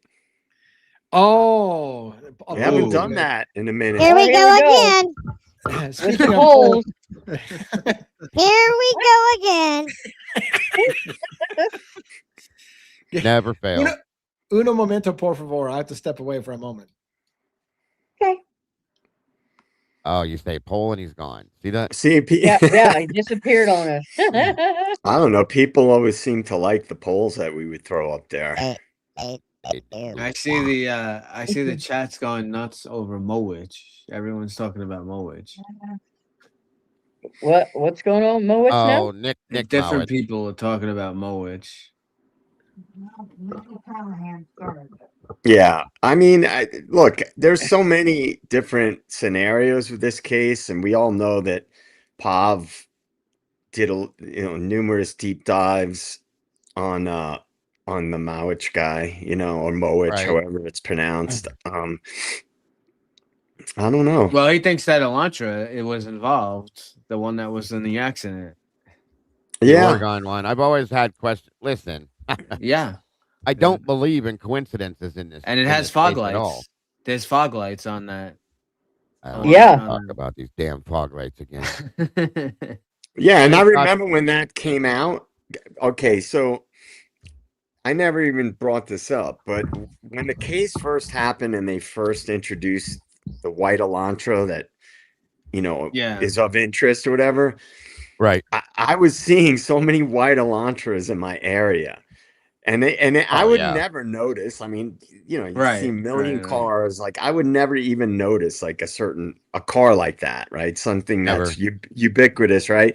I was seeing white Elantras. I'm like, oh shit, there's a white Elantra. And I remember hearing Colorado, you remember, was being mentioned Yes. at different times, right? And so I was seeing white Elantras and I'm like getting impulses. Should I call it in? Should I let somebody know? Right. But then you realize they're everywhere. So, Yeah. 100%. I've seen more of them now than I ever did in my life. Agreed. Were you going to say something, Logan, or add anything? I seen you look like you're going to speak. No. Okay, sorry then. Did you have a Well, screw poll? you then. Did you have a poll that you wanted to put out, Lee? Since the polls got brought up again.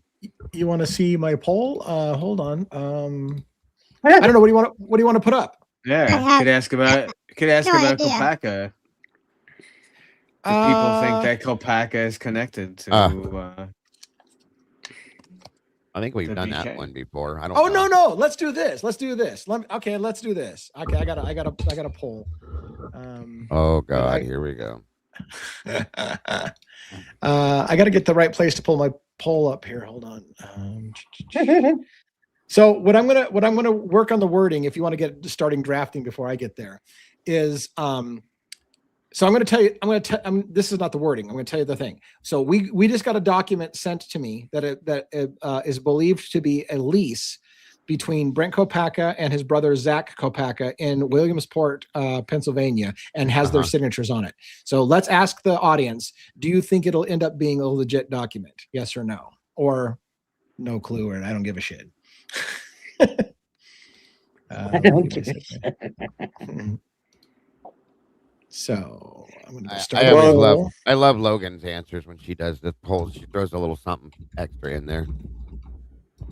Yes. Well, you've been DA. You've been screaming about the Pennsylvania connection for as long as I've known you. And then when you showed me how close together they both lived, if in fact we can confirm that they lived close to each other in Pennsylvania, and what was the name of the area again, Lee? That the lease from? Williamsport, All Pennsylvania. right, Willie, which is where, by the way, Kopacka's mother had a house as well. Okay. Now, Willie, if you can hear me, how far are you from Williamsport, where you're at right now, bro? If you can hear me, and I have the poll ready.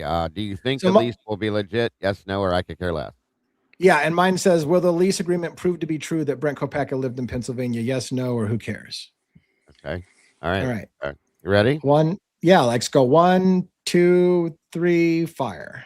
I figure Logan probably already has it up and has it running for the last 20 minutes. And Willie just said it. I waited until you said go. Oh, did you?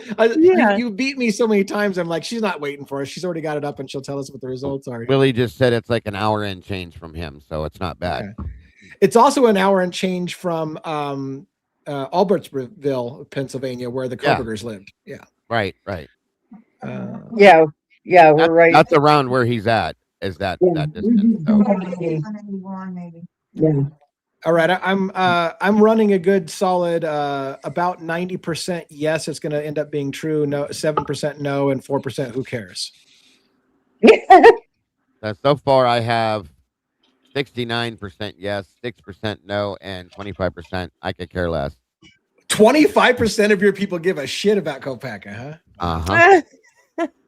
Well, that says something. I'm sorry, guys. I'm sorry wasting your time over there on that channel. I was like, who gives a shit about Kopacka?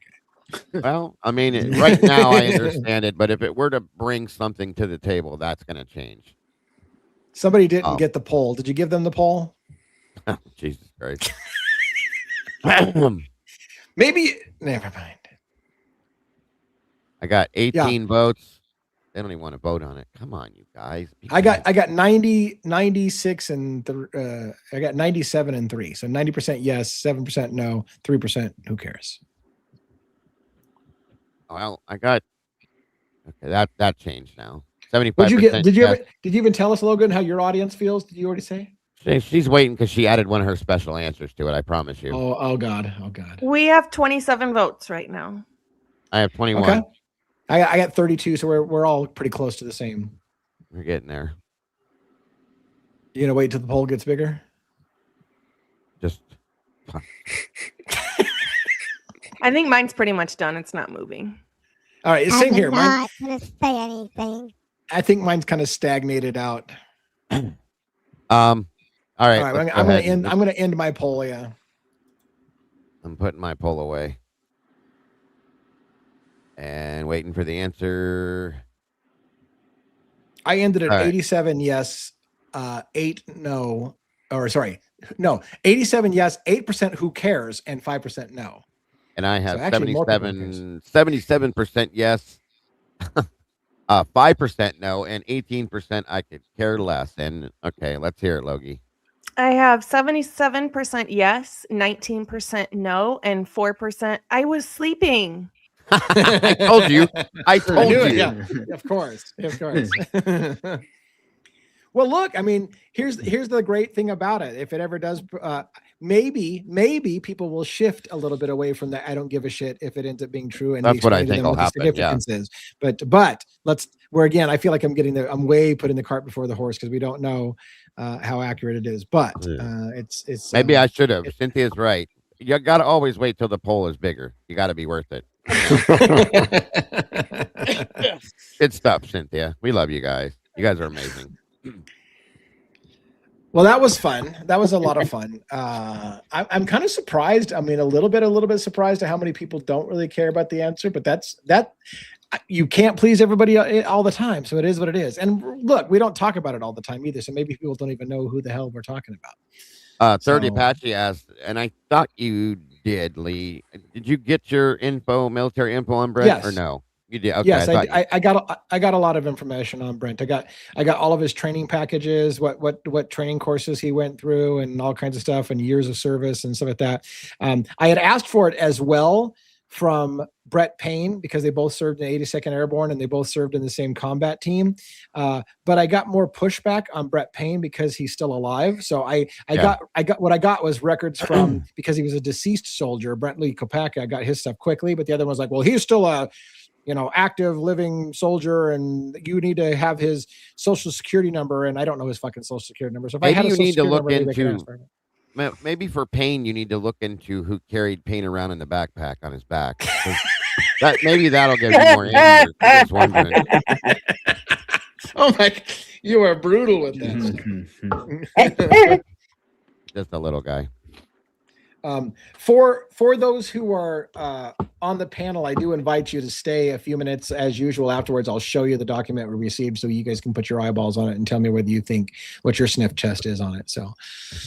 And again, thank you, Felicia, for sharing that. This person had come forward to me a long time ago, and look, she told me a story about it too. So I'll tell the story backstage. You guys have heard it. I've actually told the story publicly once before, but I feel like I'm getting too excited about it because it's such a chase I've been on for a year that I'm getting excited. I need to reserve judgment to make sure it's legit before I get all fucking worked up. Nobody wants to get all worked up to find out it was all for nothing. Yeah, what happens when we run the polls. All right. So any other, Logan, you said you had a few other kind of little case updates you put together for some kind of random updates on some cold cases or whatever, or types of cases? Just, really short. Just the case updates for today for any high profile cases or new cases or anything. This isn't necessarily an update on a case, but there is Robert Mueller. He was born 1944, former FBI director and special counsel. Robert S. Mueller III has died at the age of 81 on Friday, March 20th. Mueller's name sounds super familiar, and not just because I'm thinking Mueller. Yeah, he was involved with the Trump, with the Trump stuff and the towers. Yeah. Mueller was involved with the Twin Towers too, right? Yes. He was Yep. best known Yeah. for leading the investigation into Russian interference in the 2016 Oh election. my gosh. Oh yeah. Wow. Yeah. Okay. Did not know that he passed. Wow. Yep. All right. What else you got? He'd been diagnosed with Parkinson's disease 4 years ago. So Oh, that's Oh wow. we talked about this on my channel briefly, I believe, but Corey Richens was convicted in Yeah. Utah. The children's book author, she was found guilty of fatally poisoning her husband with a fentanyl-laced cocktail. Kelsey Fitzsimmons trial, the bench trial for North Andover police officer Kelsey Fitzsimmons is set to begin Monday, March 23rd. She is charged with assault by means of a dangerous weapon following a shooting in her home involving a colleague.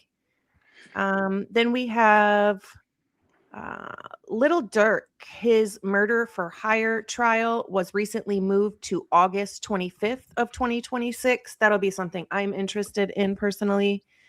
Is he a rapper? He is, but yeah, he is. Gotcha. I wasn't familiar with the name. He's a Chicago rapper. I actually know him personally. So okay. Gotcha. Just from like long time ago before he was a popular rapper. Sure. So nice. Derek Rosa, the trial for the 15-year-old accused of killing his mother was expected to begin in January. I don't know anything about that case, and that's really the only updates for today.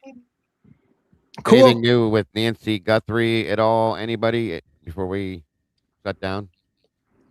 No, but I was gonna say that. What was the case? The first or the second case you read? That was the was it Corey Richens? Corey Richens. Yeah, I think I don't check TikTok much anymore, but I pulled up TikTok and Ali Benevento, I think, was covering that case, and she was watching the like closing arguments and stuff, and she was commenting about people's ripping on the defense team, saying the defense was horrible, and she's like, "Have you heard the prosecution's close? Because it was like grade school level stuff."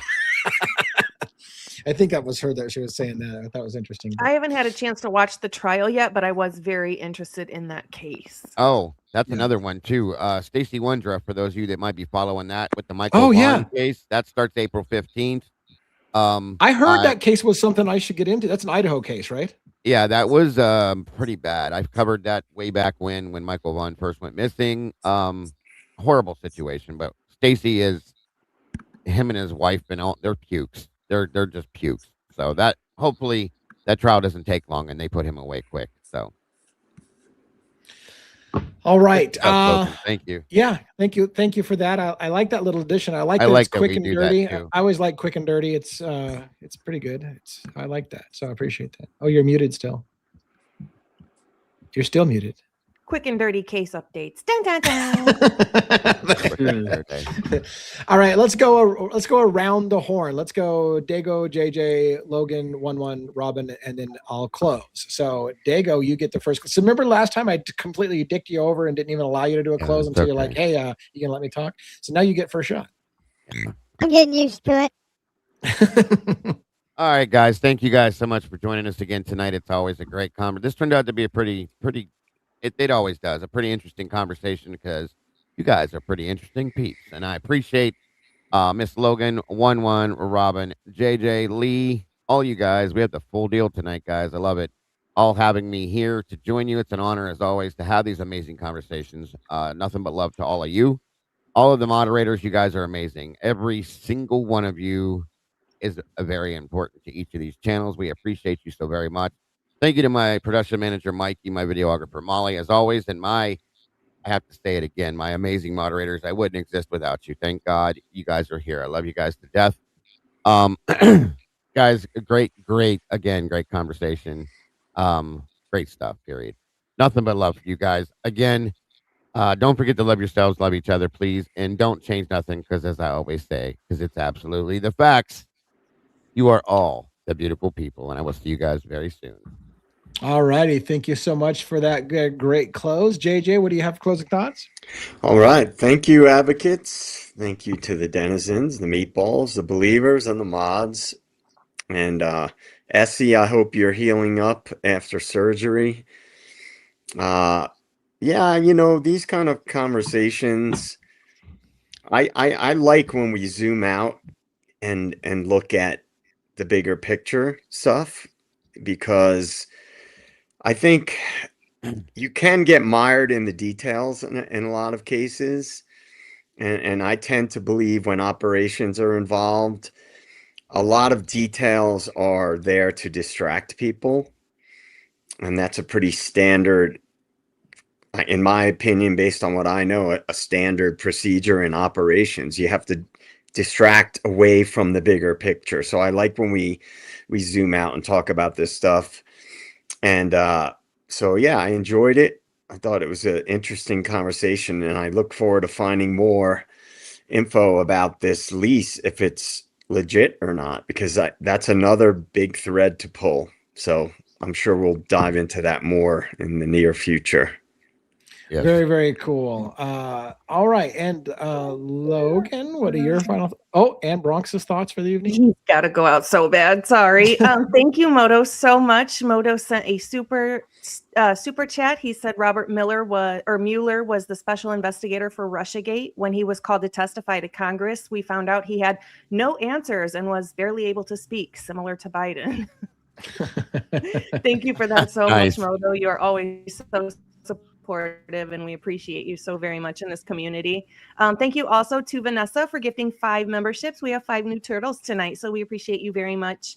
Thank you, Bianca, for modding tonight. You are absolutely perfect in what you do with us and in this community for everybody, so we appreciate you. And everybody else who always shows up for us every single night, we appreciate you guys so much. Do something nice for yourself, be kind, but more importantly, be kind to your animals. Have a great night, guys. All right. Thank you so much for that. And 1-1, King of the Clips, what's your close? Great discussions tonight. Thanks everyone for joining. As always, love all of you, good panel and all the mods, all your help. Don't forget, we have a special show starting tomorrow on John Benet Ramsey. Many different threads to pull on that. It's going to be super interesting. I've been interested in that case for a very long time. Yeah, I think there's many different angles to threads to pull and look at different cases, but with the Idaho 4, I think JJ has a good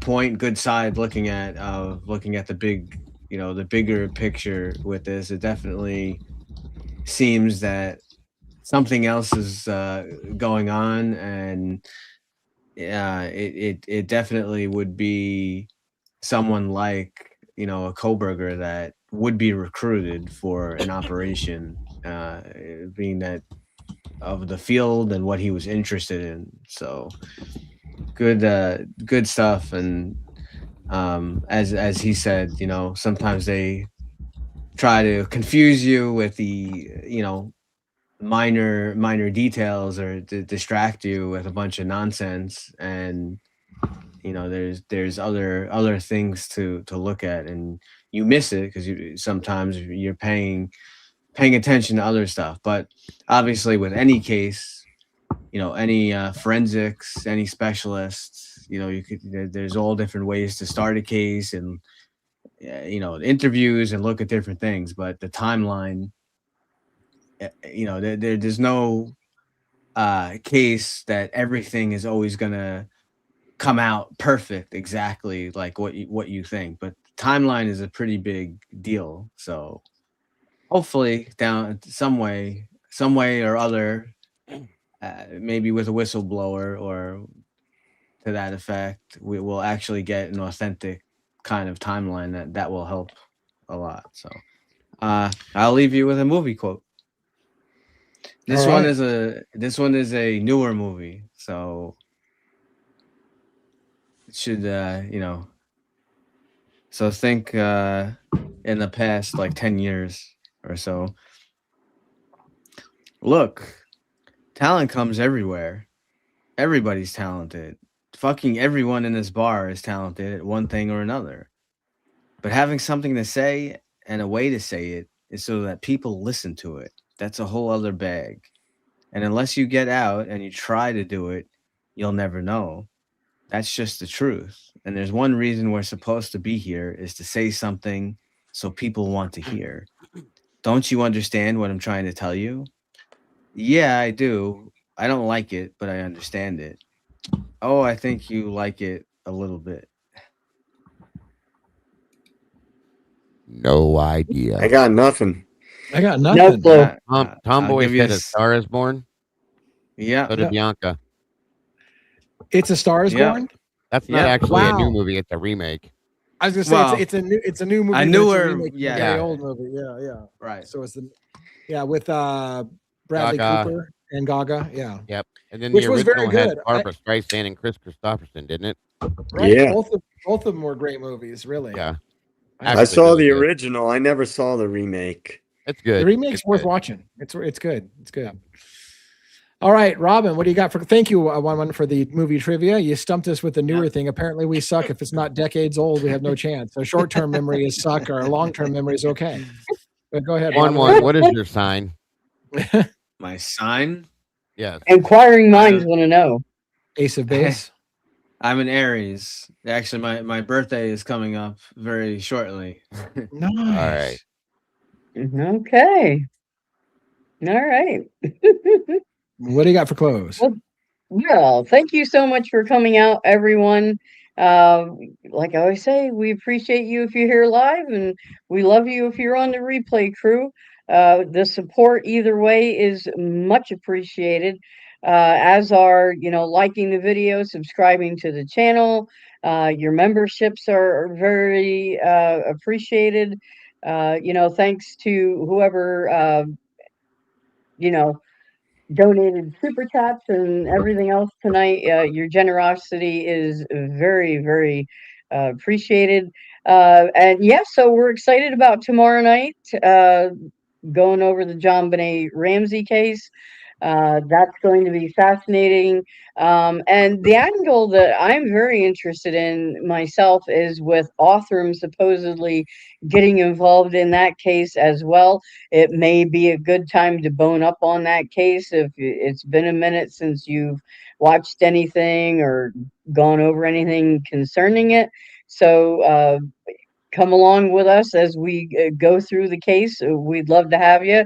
And from the comments in the chat, look like we have quite a few people who are interested. So that's fantastic. And I hope everyone out there has a wonderful night. And we'll see you tomorrow night while the boss man is off. So. All right. Well, thank you very much. And I'm looking forward to watching Othram Labs break that case after all these years. But I remember it got a gasp of shock in the audience at CrimeCon when they said that the DNA on the rope or whatever garrote thing had never been tested. And people were like, oh, like it's never been tested. And so there was got this huge, and then they're like, Othram needs to test that. And they're like, we're going to do it actually. So we'll see what happens, and that's going to be interesting as well. All right. As for me, I will say thank you again for coming to the show and supporting both of the other channels that stream with us. And all of the panelists have great things to say. They're all here for a reason. Hopefully you appreciate their perspectives on various things. I don't have plans to do an after show tonight. I'm not against the idea, but I don't have plans for it. So we'll see how that goes.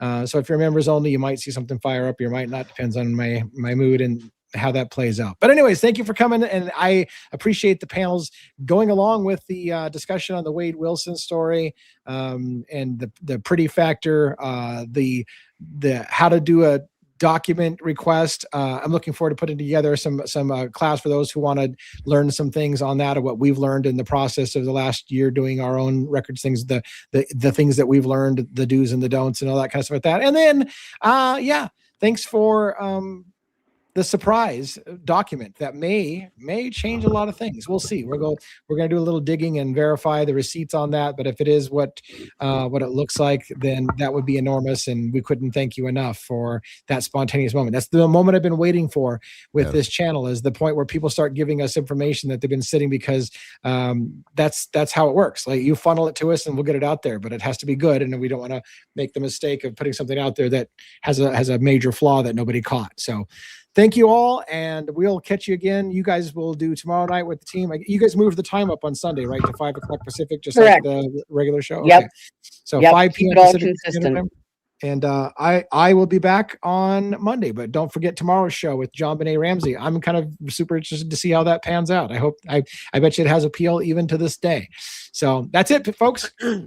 That's it, folks. Have a great night, everybody. Good night, everybody.